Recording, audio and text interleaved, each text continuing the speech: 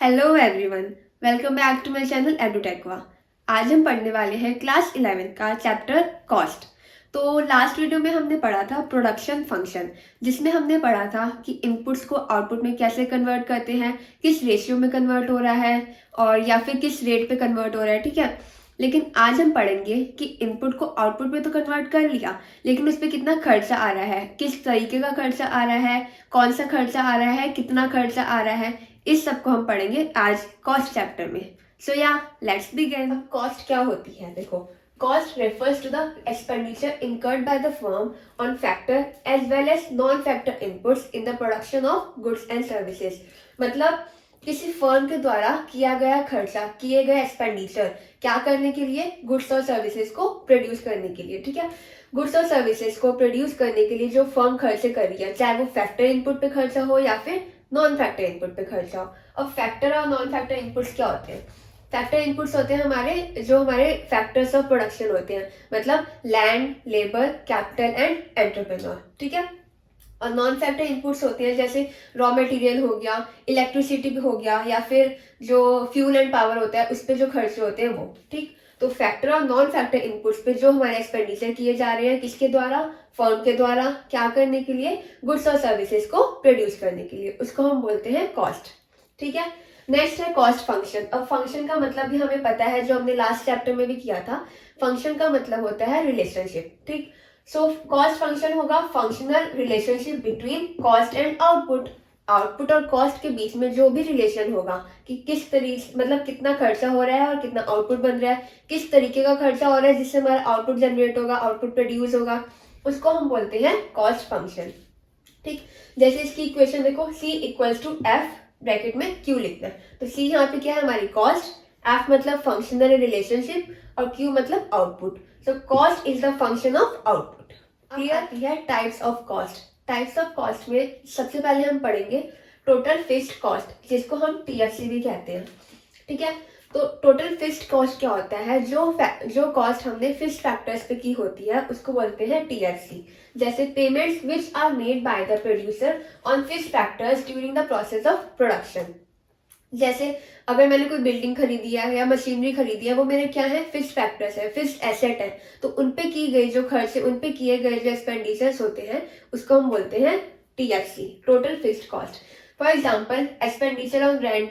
अच्छा, अगर कोई मैंने लैंड ली है रेंट पे, ठीक है, मैंने खरीदी नहीं है, रेंट पे लिया है, तो चाहे अब मैं कोई प्रोडक्शन करूं या ना करूं, चाहे आउटपुट प्रोड्यूस करूं या फिर ना करूं, लेकिन मुझे रेंट तो देना ही होगा ना, तो वो मेरा क्या होगा, fixed cost, total fixed cost होगी। ठीक है, अब डेप्रिसिएशन है, डेप्रिसिएशन कोई मेरा फिक्स्ड एसेट है, हर साल उस पर डेप्रिसिएशन लग रहा है, मतलब हर साल मेरे फिक्स्ड एसेट की वैल्यू डाउन हो रही है, डिक्रीज हो रही है, तो वो भी क्या है, एक तरह से फिक्स्ड कॉस्ट ही है। अब कोई प्रोडक्शन हो या ना हो, वो तो होएगा ही, मतलब डेप्रिसिएशन तो लगेगा ही लगेगा, तो इसको भी हम बोलते हैं TFC। इसके और नेम्स क्या होते हैं, देखो, सप्लीमेंट्री कॉस्ट बोलते हैं इसको, जनरल कॉस्ट बोलते हैं, इनडायरेक्ट कॉस्ट बोलते हैं और अनअवॉइडेबल कॉस्ट भी बोलते हैं। ठीक है, अनअवॉइडेबल कॉस्ट क्यों बोली जाती है, क्योंकि हम इसको अवॉइड कर ही नहीं सकते, प्रोडक्शन करो या ना करो, लेकिन ये खर्चा तो आपका होगा ही होगा। अगर जैसे मैंने कोई मशीन अगर खरीद लिया 1 लाख की, तो वो मैंने खरीद लिया, मेरी तो कॉस्ट लग गई, मतलब खर्चा तो हो गया, एक्सपेंडिचर हो गया, प्रोडक्शन हो या ना हो, खर्चा हो गया। ठीक है, अब जैसे आउटपुट मतलब 0 है, तब भी मेरी कॉस्ट क्या है, 20 है। आउटपुट अगर मैं इंक्रीज कर रही हूँ, लेकिन मेरी TFC क्या रहेगी, कांस्टेंट रहेगी, क्योंकि वो चेंज थोड़ा ना हो रही है, एक बार जो खर्चा कर दिया उतना ही रहेगा ना। इसलिए हर यूनिट पे क्या होता है, जो TFC होती है वो कांस्टेंट होती है, क्योंकि वो क्या होती है, फिक्स्ड फैक्टर्स पे की गई है, फिक्स्ड फैक्टर्स पे किया गया खर्चा TFC कहते हैं। ठीक, तो उसे आउटपुट से तो कोई मतलब है नहीं ना, कि आउटपुट जनरेट हो, 0 हो, कम हो या फिर ज्यादा करो, लेकिन खर्चा जो एक बार हो गया फिक्स्ड फैक्टर्स पे, वो उतना ही रहेगा। ठीक है, अब नेक्स्ट है total variable cost, that is TVC, total fixed cost. TFC क्या था हमारा, कि जो फिक्स्ड फैक्टर्स पे किए गए खर्चे होते हैं, एक्सपेंडिचर्स होते हैं, वो होती है TFC। ठीक है, अब TVC क्या होगा, जो वेरिएबल फैक्टर्स पे किए गए एक्सपेंडिचर्स होंगे उसको हम कहेंगे टोटल वेरिएबल कॉस्ट। उसमें फिक्स्ड था तो फिक्स्ड फैक्टर्स, इसमें वेरिएबल है तो वेरिएबल फैक्टर्स।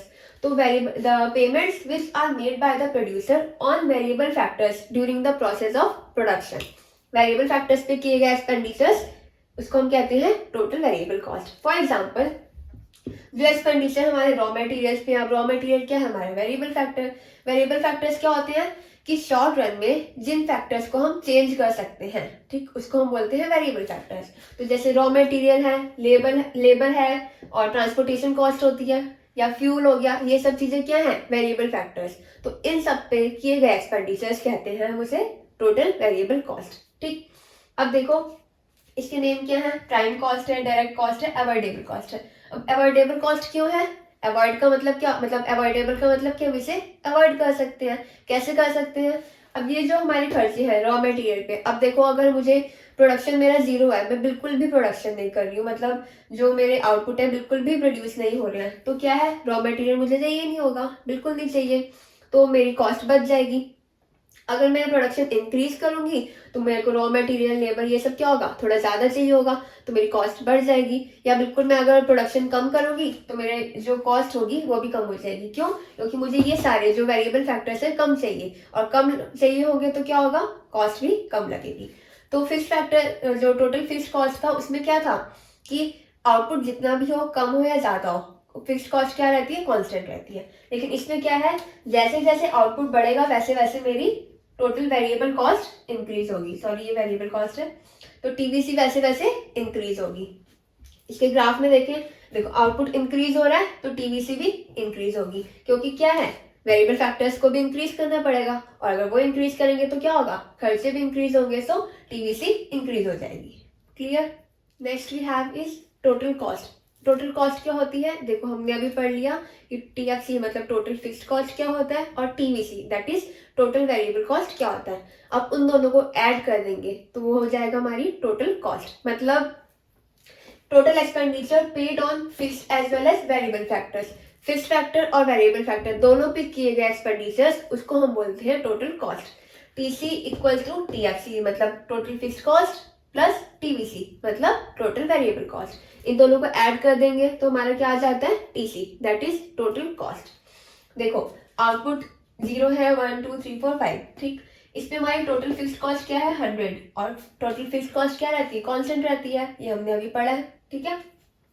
और टोटल वेरिएबल कॉस्ट क्या है, 0 आउटपुट है तो वो टीवीसी भी हमारी क्या है 0 रहेगी, मतलब अगर प्रोडक्शन हो ही नहीं रहा है तो रॉ मटेरियल वगैरह ये सब मुझे क्या चाहिए ही नहीं, मतलब मुझे इसकी नीड नहीं है, तो टीवीसी क्या है 0 है। जैसे जैसे आउटपुट इंक्रीज हो रहा है वैसे ही वैसे टीवीसी भी इंक्रीज हो रही है, ठीक है। टीएफसी हमें पता लग गया कांस्टेंट है, टीवीसी हमारी आउटपुट के इंक्रीज होने से इंक्रीज हो रही है टीवीसी, ठीक। अब टोटल कॉस्ट क्या होगा टीएफसी प्लस टीवीसी, मतलब इन दोनों को ऐड करने से टोटल कॉस्ट निकल के आ जाएगी। सो टीसी में 0 यूनिट ऑफ आउटपुट पे टोटल कॉस्ट क्या है 100 है। क्यों, क्योंकि हमारी टोटल फिक्स्ड कॉस्ट कुछ ना कुछ तो थी ना, इसलिए हमारी टोटल कॉस्ट क्या है 100 है। फिर जब मतलब आउटपुट को मैंने इंक्रीज कर दिया, टोटल फिक्स्ड कॉस्ट तो उतनी रहेगी, टीवीसी क्या है 50 है, थोड़ी इंक्रीज होगी, इन दोनों को ऐड करके टोटल कॉस्ट क्या हो गई 150 हो गई। तो जैसे ही जैसे हमारा आउटपुट इंक्रीज हो रहा है टोटल कॉस्ट भी मेरी इंक्रीज हो रही है, ठीक। अब इसका अगर ग्राफ देखें तो देखो सबसे पहले टोटल फिक्स्ड कॉस्ट की बात करूं मैं, टोटल फिक्स्ड कॉस्ट क्या है 100 है, चाहे आउटपुट 0 है या फिर 5 है या 4 3 जो भी आउटपुट है, हमारी टोटल फिक्स्ड कॉस्ट क्या रहेगी कांस्टेंट रहेगी। सो मैंने इसका ये ग्राफ हो गया, ठीक, इसका कर्व भी हो गया। अब टोटल वेरिएबल कॉस्ट क्या होती है 0 यूनिट ऑफ आउटपुट पे टीवीसी भी 0 होती है, तो वो 0 से स्टार्ट हो रही है और वो क्या हो रही है इंक्रीज हो रही है, क्योंकि आउटपुट जब इंक्रीज हो रहा है तो वो भी इंक्रीज हो रही है, ठीक है, उसका कर्व ये है। अब टीसी क्या था टीएफसी और टीवीसी का एडिशन, तो मैंने जब इसको और इसको ऐड किया तो मेरी टोटल कॉस्ट मतलब टीसी ये वाला, इसका मतलब जो कर्व होगा इन दोनों के ऊपर होगा। क्यों, क्योंकि इन दोनों को ऐड करके मेरा टोटल कॉस्ट निकल के आता है, ठीक। तो टोटल कॉस्ट क्या होता है हमारा टीएफसी और टीवीसी को ऐड कर देंगे तो टोटल कॉस्ट आ जाती है, ठीक। आई होप आपको इतना क्लियर होगा। अब इसके आगे का कंसेप्ट हम आगे वाली वीडियोस में पढ़ने वाले हैं। तब तक के लिए keep loving and keep supporting. Thank you.